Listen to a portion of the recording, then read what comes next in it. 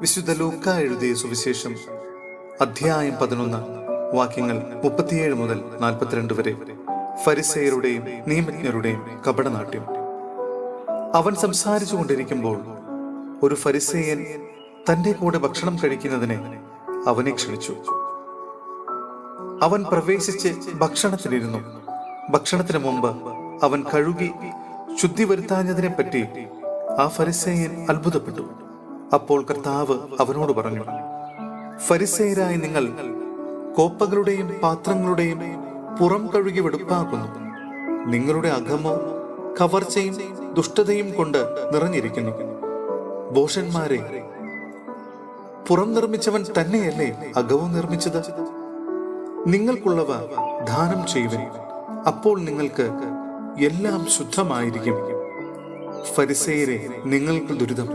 എന്തെന്നാൽ നിങ്ങൾ അരുതയുടെയും തുളസിയുടെയും മറ്റെല്ലാ ചെടികളുടെയും ദശാംശം കൊടുക്കുന്നു, എന്നാൽ ദൈവത്തിന്റെ നീതിയും സ്നേഹവും നിങ്ങൾ അവഗണിച്ചു കളയുന്നു. ഇവയാണ് നിങ്ങൾ ചെയ്യേണ്ടിയിരുന്നത്, മറ്റുള്ളവ അവഗണിക്കാതെ തന്നെ. സഹോദരരെ, ഹെബ്രായർക്കുള്ള ലേഖനം അധ്യായം 11 വാക്യങ്ങൾ 11 മുതൽ 22 വരെ. പൂർവികരുടെ വിശ്വാസം. തന്നോട് വാഗ്ദാനം ചെയ്തവൻ വിശ്വസ്തനാണെന്ന് വിചാരിച്ചതുകൊണ്ട് പ്രായം കവിഞ്ഞിട്ടും സാറ വിശ്വാസം മൂലം ഗർഭധാരണത്തിന് വേണ്ട ശക്തി പ്രാപിച്ചു.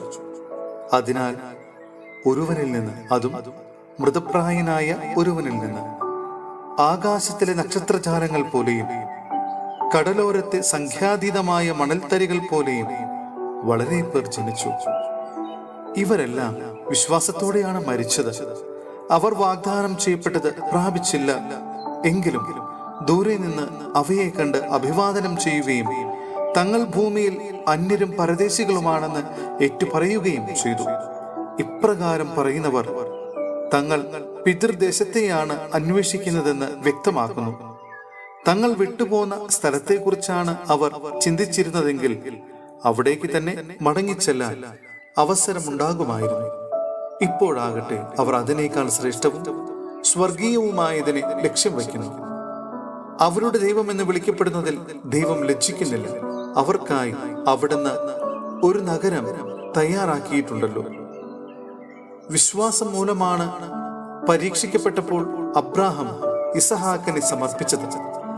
ഇസഹാക്കിലൂടെ നിന്റെ സന്തതി വിളിക്കപ്പെടും എന്ന വാഗ്ദാനം സ്വീകരിച്ചിരുന്നിട്ടും അവൻ തന്റെ ഏകപുത്രനെ ബലിയർപ്പിക്കാൻ ഒരുങ്ങി. മരിച്ചവരിൽ നിന്ന് മനുഷ്യനെ ഉയർപ്പിക്കാൻ പോലും ദൈവത്തിന് കഴിയുമെന്ന് അവൻ വിചാരിച്ചു. അതുകൊണ്ട് ആലങ്കാരികമായി പറഞ്ഞാൽ ഇസഹാക്കിനെ അവന് തിരിച്ചു കിട്ടി. വരാനിരിക്കുന്ന കാര്യങ്ങളെക്കുറിച്ചുള്ള വിശ്വാസത്താൽ ഇസഹാക്ക് യാക്കോബിനെയും ഏസാവിനെയും അനുഗ്രഹിച്ചു. ആസന്ന മരണനായ യാക്കോബ് തന്റെ വടിയൂന്നി നിന്ന് ആരാധിച്ചുകൊണ്ട് ജോസഫിന്റെ മക്കളെ ഓരോരുത്തരെയും വിശ്വാസത്തോടെ അനുഗ്രഹിച്ചു. ജോസഫ് മരിക്കുമ്പോൾ വിശ്വാസം മൂലം ഇസ്രായേൽ മക്കളുടെ പുറപ്പാടിനെ മനസ്സിൽ കണ്ടുകൊണ്ട് തന്റെ അസ്ഥികൾ എന്ത് ചെയ്യണമെന്ന നിർദ്ദേശങ്ങൾ കൊടുത്തു.